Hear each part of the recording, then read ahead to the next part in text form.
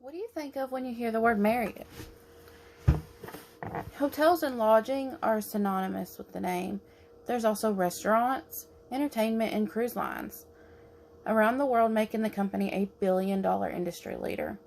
The man behind it all is John Willard Mariott, an amazing modern American entrepreneur who is a great example of what hard work and a business mind can bring to the table.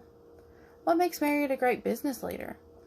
Let's look at his many business ventures in the food industry, lodging, and entertainment world, and you will learn why it's a name synonymous with the word success. To better understand where he came from, we can take a look at his humble beginnings. He was born one of 8 children on his family's homestead. He was given many responsibilities by his father. He was told what to do, but his father never told him how to do it. This developed his mind to be a great leader of innovation that we see today. He was a very creative mind, and he learned to do a lot from this. His start in the food industry was at the young age of 13. He looked at what the food market needed and decided on planting lettuce. Selling what he grew on his family's homestead, he managed to make over $2,000 just that summer alone. A few years later, he invested in an A&W, and the business took off. He was thriving already at this point, and still kept going one step further and further and further. Before long, they had a franchise called Hot Shop, and were catering to airlines for Eastern Air Transport. He also continued to expand his restaurant ownership and invested in Big Boy restaurants and Roy Rogers fast food establishments. Soon after he took off for the restaurant world, he branched into lodging. His first hotel was opened in 1957 in Washington, D.C.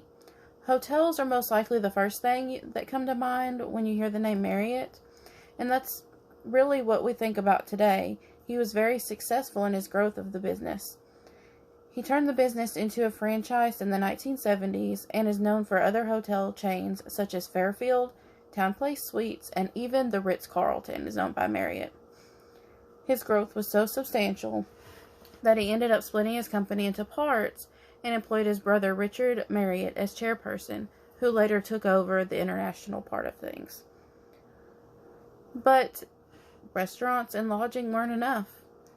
John Mariott could have owned every part of your vacation without you even knowing it. He also owned some theme parks called Great America and many cruise ships, such as the Ritz-Carlton cruise ships and such. And he just had the all-around edge on what I would consider the vacation industry. He kept taking opportunities to expand and continually experimented to perfect what he was working on. He tried to predict consumer behavior and recognized the market needed different price points and developed different brands for the different price points. This really cornered the market on lodging for everybody. Owning these businesses really meant little if the entrepreneur doesn't take part in his business, and John was known for being hands-on personally with all aspects of the business. According to Investors.com, he even said at one point, "If you take care of your employees, you take care of your customers." He did bonuses for managers, gifts for service, and he was well known for comforting them as well as financially helping them when needed. He was a true leader and a great example of a business leader. At the time of Marriott's death in 1985, his company owned over 1,400 restaurants, 143 resorts and hotels, and a handful of amusement parks and cruise ships. The company today is the largest lodging company in the world, showing what a legacy he left to build for the future. I would like to close out with what John Mariott penned as his personal philosophy before death. He said, "A man should keep on being constructive and do constructive things. He should take part in the things that go in this wonderful world.